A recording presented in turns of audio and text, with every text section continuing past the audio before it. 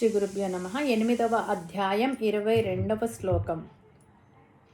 మోక్షాన్ని ప్రసాదించే ఆ పరమాత్మని తత్వాన్ని, ఆయనను పొందే మార్గాన్ని ఈ శ్లోకం వివరిస్తుంది. ఓం పురుషః స పరః పార్థ భక్త్యా లభ్యస్త్వనన్యయా యస్యాంతస్థాని భూతాని ఏన సర్వమిదం తతం. ముందుగా పదపదానికి అర్థం తెలుసుకుందాము. పార్థ, ఓ అర్జున, యస్య, ఏ పరమాత్ముని యొక్క, అంతస్థాని, లోపల, భూతాని, సమస్త ప్రాణులు, ఇదం, సర్వం, ఈ సమస్త జగత్తు, తతం, వ్యాపించబడి ఉన్నదో, సహ పరః, అటువంటి శ్రేష్ఠుడైన, పురుషః, పరమ పురుషుడు, అన్యయ, వేరొక దానిపై చింతన లేని, భక్త్యాతు, భక్తి చేత మాత్రమే, లభ్యః, లభిస్తాడు. తాత్పర్యం ఏమిటంటే, ఓ అర్జున, ఏ పరమాత్ముని యందు సమస్త భూతకోటి నివసిస్తుందో, ఏ పరమాత్మ చేత ఈ చరాచర జగత్తంతా వ్యాపించి ఉందో, అటువంటి సర్వోత్తముడైన పరమ పురుషుడు కేవలం అనన్య భక్తి చేత మాత్రమే లభ్యమవుతాడు.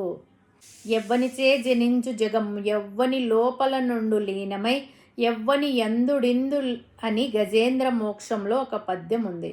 ఇందులో ఎవ్వని లోపల నుండు లీనమై అంటే ఈ అనంత విశ్వమంతా ఆ పరమాత్మలో లీనమై ఉంది.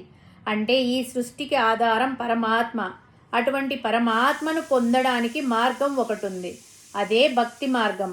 ఆ పరమ పురుషుడిని కేవలం భక్తి చేతనే పొందగలరు, ఇతరత్ర కాదు.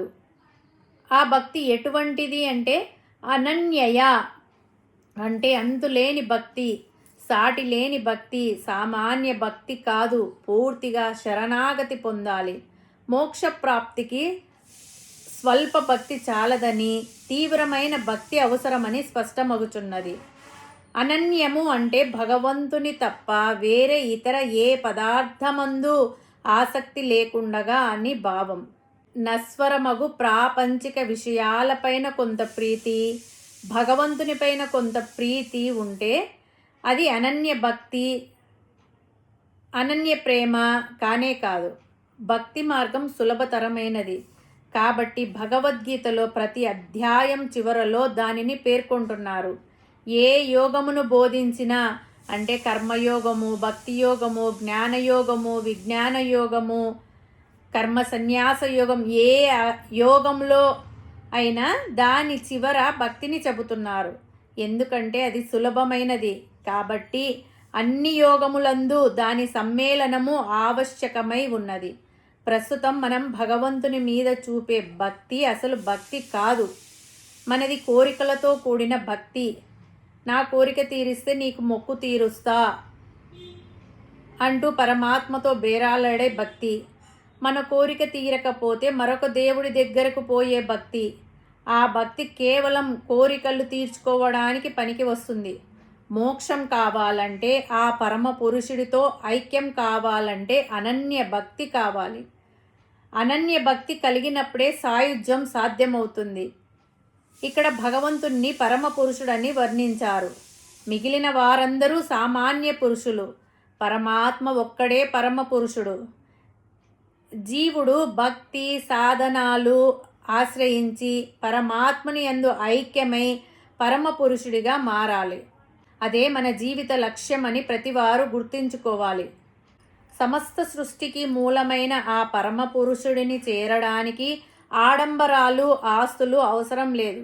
కేవలం కల్మషం లేని ఏకాగ్రతతో కూడిన ప్రేమపూర్వక భక్తి ఉంటే చాలని ఈ శ్లోకం ద్వారా మనకు దిశానిర్దేశం చేశాడు పరమాత్మ. శరీరాన్ని విడిచిపెట్టిన వారు ఏ మార్గంలో పోతే జన్మించరో, ఏ మార్గంలో పోతే జన్మిస్తారో, ఆ 2 మార్గాల గురించి పరమాత్మ పై 4 శ్లోకాల ద్వారా వివరించబోవుచున్నారు. హరి ఓం తస్సత్.